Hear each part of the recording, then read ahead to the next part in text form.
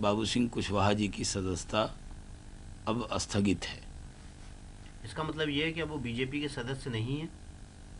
हाँ, उन्होंने खुद से पत्र लिखकर कहा है कि जिस तरह के आरोप उन पर लगाए जा रहे हैं उससे वो निर्दोष साबित होंगे और उसके बाद फिर पार्टी विचार करेगी।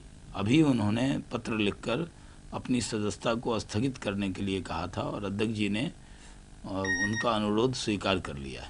सर, इलेक्शन कमीशन पर बायस्ड होने का आरोप लगाया, गैर संवैधानिक कार्य करने का आरोप लगाया और ये भी कहा बसपा ने कि क्या कमल को हर तालाब से निकाल के फेंक दिया जाएगा चुनाव के दौरान? देखिए, बहुजन समाज पार्टी असंवैधानिक काम करती है और संवैधानिक संस्था पर आरोप जड़ती है। उत्तर प्रदेश के गरीब आवाम का पैसा 1.5 करोड़ की मूर्तियां उन्होंने बनाकर लगा दी और क्योंकि उनको ये विश्वास नहीं था कि कोई दूसरा उनकी मूर्ति लगाएगा, अब इलेक्शन के वक्त में उन मूर्तियों को पर्दानशी करना ही था। इलेक्शन कमीशन ने सही निर्णय किया है। जहाँ तक कमल का सवाल है, भारतीय जनता पार्टी ने कहीं पर तालाब में कमल खुद से नहीं लगाए हैं, ये खुद ही कमल उगते हैं और हमारा निशान कमल है, इस पर हमको गर्व है। लेकिन बसपा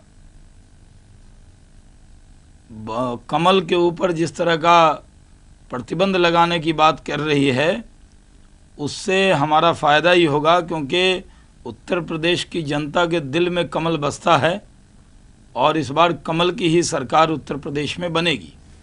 एक सवाल यह है कि चीन जो डेलीगेशन जा रहा है इंडिया का, उसमें एक अरुणाचल प्रदेश के आदमी को फिर जो है वीज़ा देने से मना कर दिया चीन ने। लगातार उसकी तरफ से ऐसे वाक़े होते रहे, सरकार क्यों, आपको लगता है ढीली, सरकार को क्यों डेलीगेशन वहाँ? देखिए, भारतीय जनता पार्टी ने कई बार पार्लियामेंट के फ्लोर पर ये विषय उठाया है कि अरुणाचल के अंदर चाइना की ज़बरदस्त घुसपैठ है, सरकार अपना रुख स्पष्ट नहीं करती है।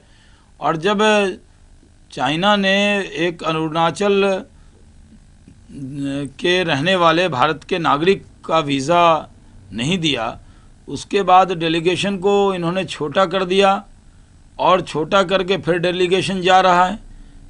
पूरा डेलीगेशन नहीं जाना चाहिए था। अगर वो उस डेलीगेशन के एक व्यक्ति को वीज़ा नहीं दे रहे हैं तो फिर 15 लोग क्यों जा रहे हैं?